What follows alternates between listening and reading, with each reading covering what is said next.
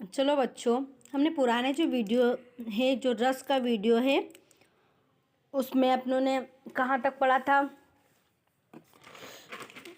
अपनों ने पढ़ा था उसमें करुण रस तक पढ़ लिया था ना। अब इसके आगे कौन सा रस है? वीर रस। वीर रस के बारे में अध्ययन करेंगे अपन, है ना।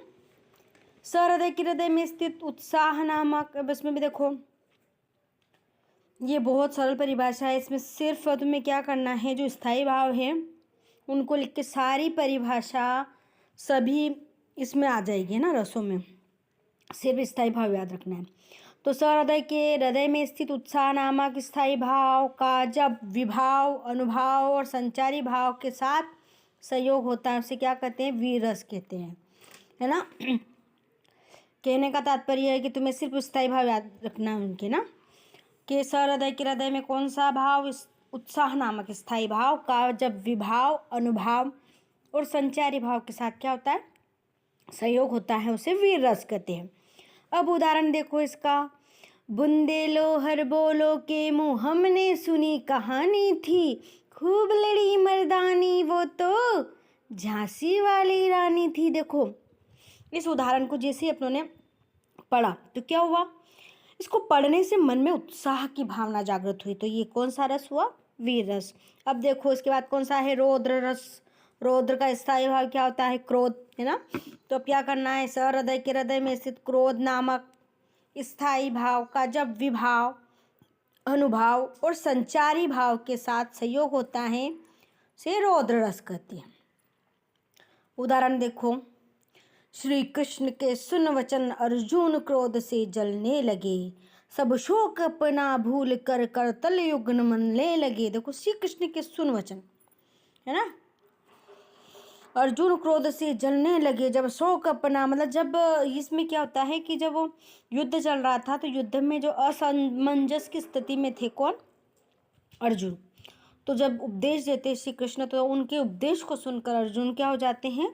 युद्ध करने के लिए तत्पर हो जाते हैं, मतलब तो उनको क्रोध आ जाता है सारी चीज़ के लिए। तो मतलब उनके वचन को सुनकर क्या आया? क्रोध, है ना।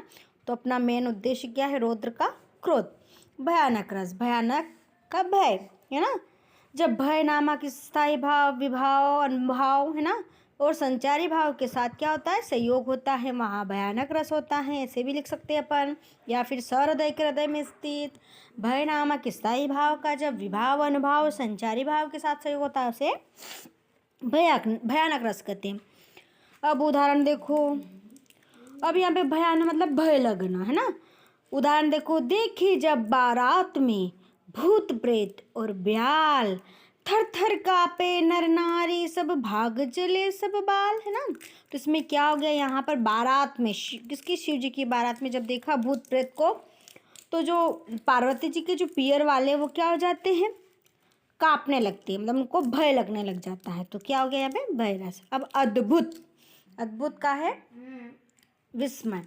जहाँ विस्मय नामक स्थायी भाव का विभाव, अनुभाव, संचारी भाव के साथ संयोग होता है वहाँ अद्भुत रस होता है। अब अद्भुत है ना, अपने को आश्चर्य हो। देखो मैंने एक उदाहरण तो यहाँ लिख रखा है। बिनु पद चले सुने बिनु काना, पैर नहीं है चल रहा है। आश्चर्य की बात है। कर बिनु कर्म करे विधि नाना, हाथ नहीं, कर मतलब हाथ नहीं है, फिर भी वो अनेक प्रकार के कर्म कर रहा है। विधि, विधि नाना, अनेक प्रकार के कर्म कर रहा है। आनन रहित सकल रस भोगी, जिह्वा नहीं है, मुंह नहीं, फिर भी वो क्या कर रहा है? अनेक रसों का पान कर रहा है। बिन वाणी वक्ता बड़जोगी, और जिह्वा नहीं और वो बोल रहा है। तो यहाँ आश्चर्य की बात है, जहाँ इसमें विभावना अलंकार भी है ना, यहाँ कारण नहीं है फिर भी कार्य हो रहा है। कौन सा रस है? अद्भुत रस।